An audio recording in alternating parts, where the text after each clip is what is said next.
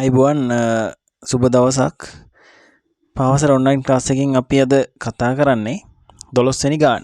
එතකොට 12 වෙනි ගානේ තියෙන්නේ දින සම්බන්ධ සංඛ්‍යා රටාවක්. එතන පළවෙනියට තියෙනවා සඳුදා. ඊට පස්සේ බ්‍රහස්පතින්දා තියෙනවා. ඉරිදා තියෙනවා. බදාදා තියෙනවා. එතකොට බලන්න සඳුදා ඉඳන් බ්‍රහස්පතින්දාට දවස් කීයක් ඉදිරියට ගිහිල්ලාද? සඳ අඟහරුවාද බදාද බ්‍රහස්පතින්දා කියන්නේ දින 3ක් ඉස්සරහට ගිහිල්ලා.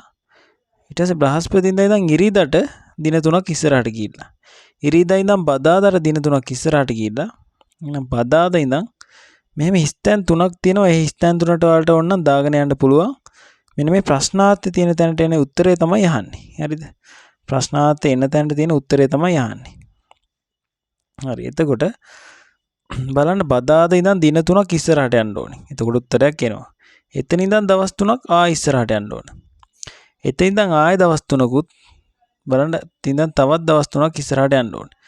මේ විදිහට ඔක්කොම දැන් ප්‍රශ්නාර්ථය තියෙන තැනට එන දවස ගන්න නම් අපිට දවස් 12ක් ඉස්සරහට යන්න ඕනේ. දවස් 12ක් ඉස්සරහට යන්න ඕනේ.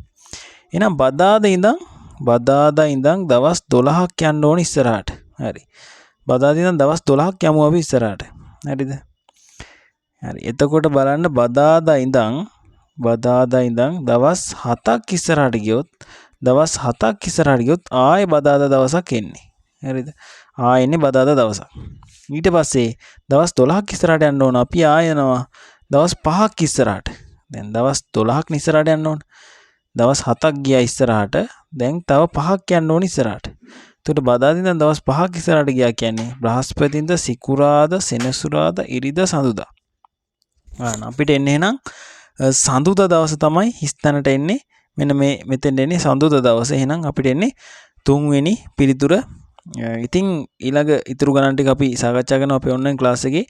ඉස්සරහට අපේ ක්ලාස් එකට සම්බන්ධ වෙන්න ඕන නම් 071 521 519ට WhatsApp පණිවිඩයක් දෙන්න.